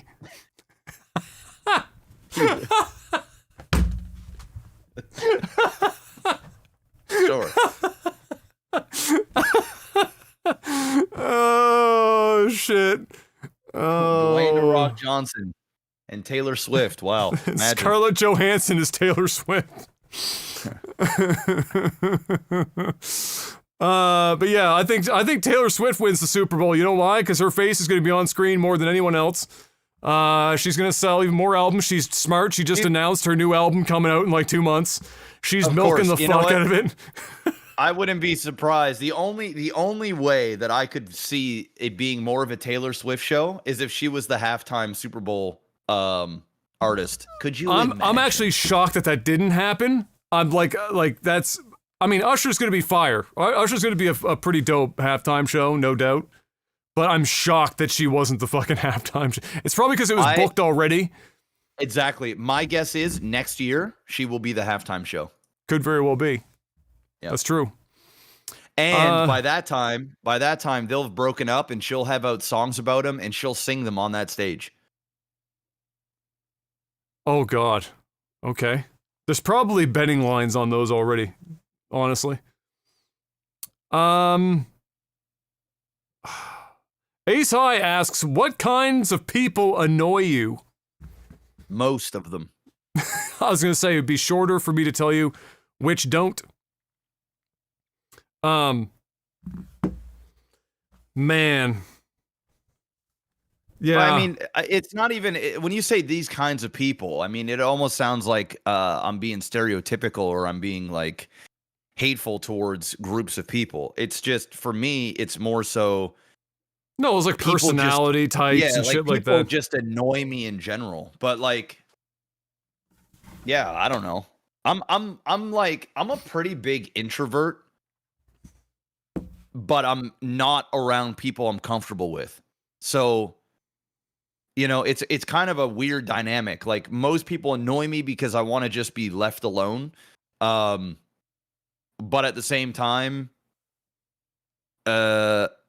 I also do like being around people. I don't know, it's weird. I mean, it's weird. I think people that talk too much annoy me a bit, like too much small talk. Like I like being able to be in a car with somebody and really not having to say anything.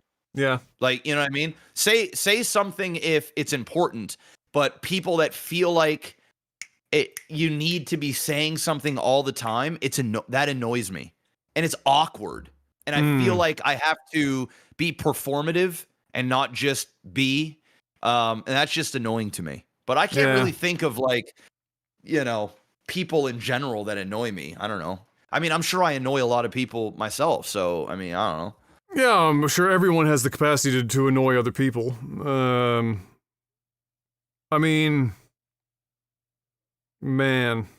People that are overly, another thing that annoys me is people that are just overly like whiny and negative over everything. It's like, dude, your energy just brings me down. Yeah. You just like, you know, I understand people can get upset and they get annoyed and stuff, but like just doomsdayers that are just constantly like, oh, what if this happens or what if that happens? It's just like, yeah, yeah, that's a good one. Man. People that treat service workers badly. Oh, that's a good one. That's a very good one. That's one of the biggest red flags in the fucking world for a person is how do you treat service workers? That's a big one. So that's how one. How do you treat the elderly? People that treat the elderly disrespectfully, like you're a piece of shit. Yep. I'm sorry. Yep. You're a piece of shit. There are some elderly people that are pieces of shit. And a lot of them are very fucking, you know, because they got no patience. They don't care. They're not trying to impress you anymore. They're just stuck in their ways. But like, you got to respect your elders, man. You have no idea what they've been through. You just got to have a little bit of empathy and grace. And if you're just like treating old people, like if you're not holding the door for the, you know, 75, 80-year-old male or female that comes out of an establishment because you're just too busy, you're a dipshit. You're just inconsiderate. Yeah. Man, I'm trying to think of one more. There's I would say, I mean, this would all just fall under arrogance. I'd say arrogance. Arrogant people is a top one for me, especially if it's like an arrogant person that,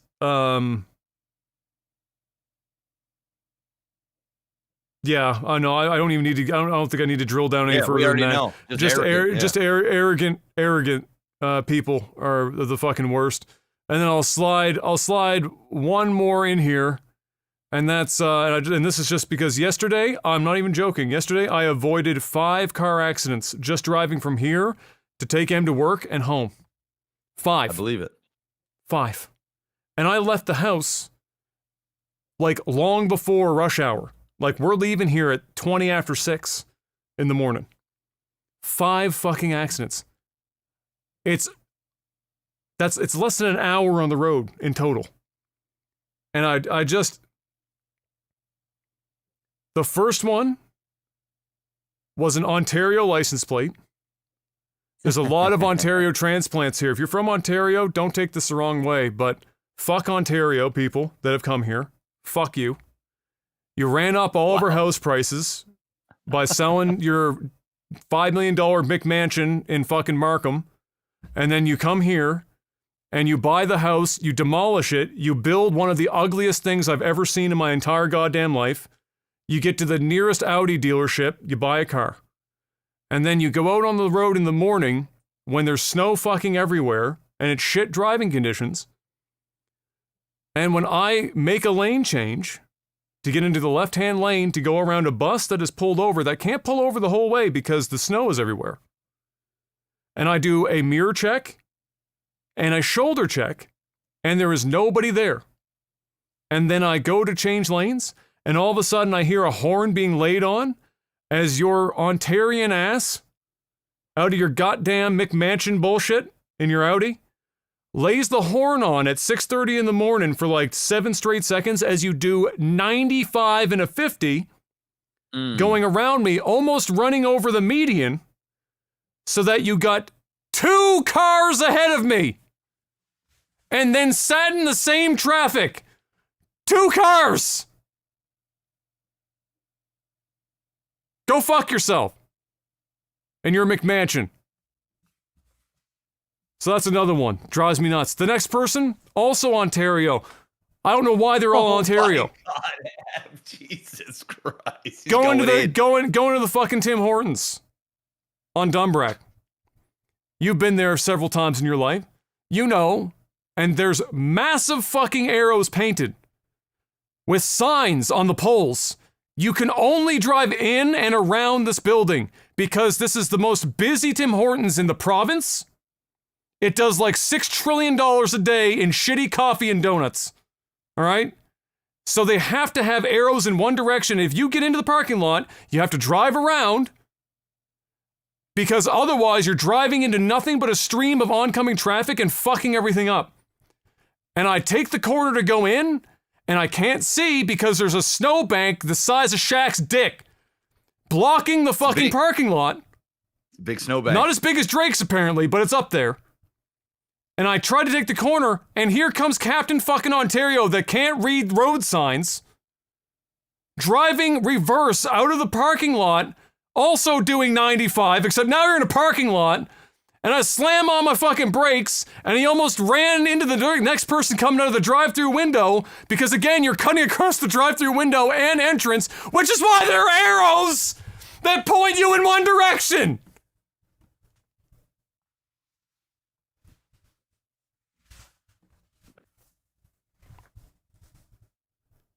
Fuck! So those people annoy me. I can tell. I'm just trying to get home in one piece. I can't afford my car getting hit by some fucking asshole coming out of fucking Barrie or wherever the fuck you coming from. I can't afford this shit. I don't have the patience, bro. I was like, one of these mornings, it's gonna happen. I got hit in the fucking rotary once, but it was a scrape. I memorized the license plate. I phoned it in and everything. I told them the year of the truck because I knew the year of the truck. I said, it's a fucking '05 Chev. She said, word? I said, yeah, here's the license plate at the police station. She looked it up. She said, God damn, you're right. It's an '05 Chev. I said, yeah, I know what the fuck I'm talking about. Asshole ran across my bumper. I said, okay, I got to go get this fucking checked out. It was like the damage was just enough to be like right at the edge of my fucking premium. Or whatever the fuck it's called. The fucking, Deductible. The deductible. Yes. And so I didn't go in on it. He hit and run. Fucking ran on. It's gonna, one morning, it's gonna be from Ontario, I fucking promise you. Somebody's gonna hit me, and I'm gonna give them the biggest welcome to fucking Nova Scotia, bud, they ever fucking got in their life. Fucking. He said Nova Scotia, bud. Fucking, it's gonna be fucking tarps off, bud. Fucking Donnybrook. I'm getting out the car. I'm stripping my shirt off. I'm going at him, dad bod, butt naked. I said, I'm waiting for this moment. Yes. Let's fucking go! And I'm Let's gonna go. fucking dunk their ass in the fucking northwest arm, and they're gonna grow like 7 more limbs. I'm gonna leave their shit in their shitty Audi and their fucking McMansion. And they're gonna go home, they're like, oh, it's these wild East Coast people, I knew they were bad. I told you we shouldn't have moved here. Let's find one more question. We're still going, okay. Just one more that we're gonna call it. Let's see. The The Blainer asks, were you fans of Lego when you were younger? Did you also play some of the Lego video games like Lego Racers? Said that was fire. Lego Racer was fire. Yeah, I did play a little bit of the Lego games. And I did play with Legos when I was a Oh kid. shit, My there's son's- there's Hallie in chat right now. Coincidentally, you're right. What up, Hallie? But yeah, you're right. It's fucking insane out here right now. It's nuts. Anyway, sorry. Go ahead. No, it's all good. Yeah, no, my son loves Lego. He's playing it all the time, and he's also purely almost playing Lego games now on the Switch. Yeah, as you well, were so- mentioning that he was like doing the gauntlet of Lego games. Yeah, so yeah, I like Lego. Yeah, when I was younger, I played a lot with Lego. I didn't own a lot. Like I owned some. Dad would buy me like a specific set once a year or something, Christmas time, and he and I would sit down and fucking, build the big Lego thing or whatnot. The biggest one was like some cruise ship ass thing it took us, oh my god, it took forever to fucking build it. But who owned all the Lego on the street was Smitty. Smitty owned every piece of Lego ever fucking crafted, and he had these two big, like plastic, those Rubbermaid big ass plastic containers. He had 2 or 3 of them stacked in the living room in the corner. And it was all of them were filled to the brim with just random Lego. And so anything that you wanted to fucking build, you could build an actual goddamn Lego city if you really tried hard enough. You could build a livable unit that you could probably sell for $400,000 right now if you placed it on the fucking corner of the street, if you tried hard enough. That's how much Lego he owned. I actually remember there was like, in elementary school, I had a project I had to do on one of the old war forts, Louisburg, Fortress Louisburg. Mm-hmm.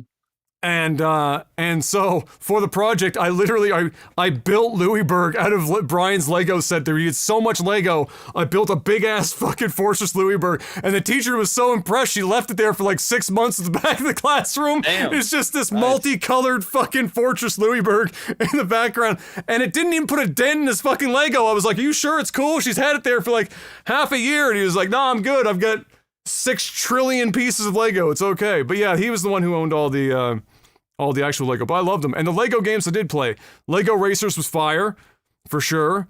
That was on the N64 Lego Racers, and then and then there was Lego Island or whatever on the PC as well that I played a fair amount of. I'm pretty sure that one was bootleg though. That was some jank shit when I played that.